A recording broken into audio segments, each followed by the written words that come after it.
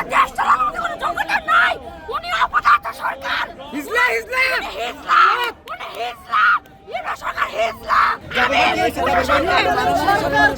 আমি প্রশাসনকে সাড়ে চুরি লিপস্টিক নূপুর। আচ্ছা কি হয়েছিল একটু বলবেন, আসলে একটু কি হয়েছিল একটু বলতে। শান্তিপূর্ণভাবে মিছিল করতেছিলাম, তারা আমাদের লোকজনকে ভিতরে আটকেছে। জাবির ভাই তাদেরকে 10 মিনিট সময় দিয়েছে, সেখানে তখনও তারা বের করে দেয় নাই।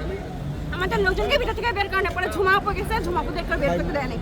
লাস্ট মোমেন্টে আমরা যখন সবাই সামনে গেছি তখন তারা টিয়ার শেল, গ্যাস বোমা সব ছোড়া শুরু করছে। আমাদের একাধিক ভাইকে মাইরে আহত করে রাখছে।